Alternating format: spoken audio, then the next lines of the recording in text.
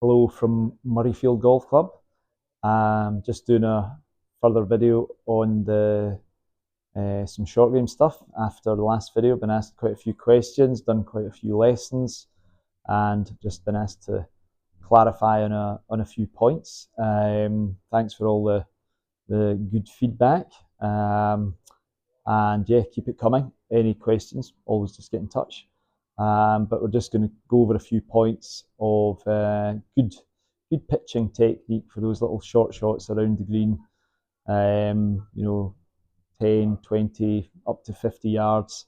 What should we be doing? The winter's over, sun's shining, it's fantastic. Weather, we're all getting back playing lots of golf.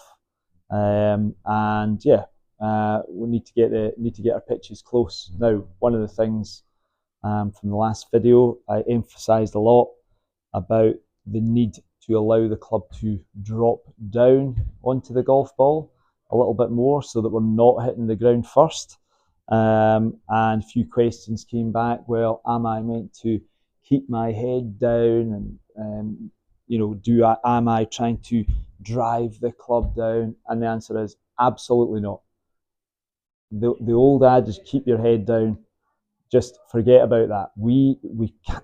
If I think about going down onto the ball with my body or my head, or I'm driving the club down, all I'm going to do is hit the ground too much, hit it too early, and not hit a good shot. So really, what we're looking for is a technique where my weight is forward, I am allowing the club to drop, but because I've got my weight in my forward foot, I am going to allow myself to stand up a little bit so that I can get the club dropping, but then get it up and away from the ground just at the right time. Takes a little bit of practice, don't get me wrong, but I need the weight forward so that I can create a little bit of space and I'm not sticking the club into the ground.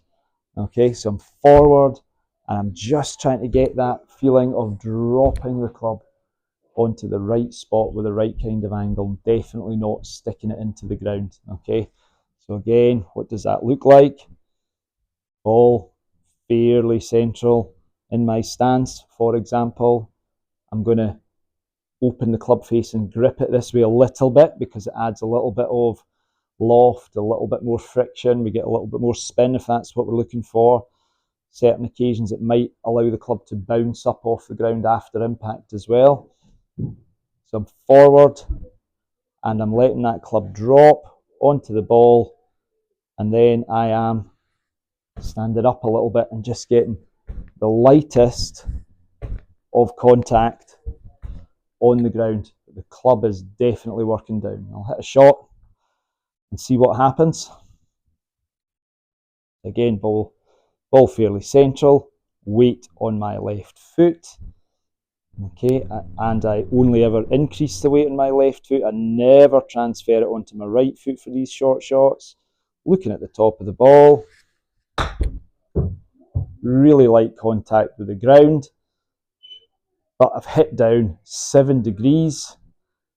The shot's gone 29 yards, but the spin rate on that shot is huge. Okay, it's spinning back, lots of control.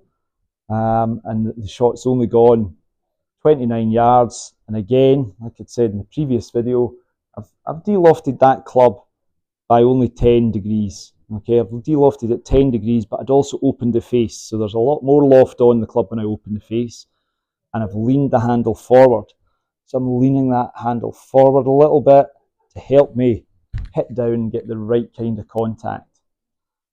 Give that a try, but don't be afraid to let yourself be free and stand up. We are not staying down, forget that. We're not driving the club down, we're not staying down. All that's going to make me do is pull my arms up. If I think, oh, I must stay down, I'm going to hit the ground too early and I'm going to end up pulling my arms in, and that leads to all sorts of trouble. So we want to get forward, and just like we would if I was throwing a frisbee with my left hand, I wouldn't throw the frisbee and go down. I'm just going to let myself stand up a little bit.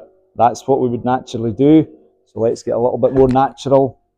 Okay, weight forward, allow yourself to spring up out of that, and that's what's going to give you that lovely contact with the ground.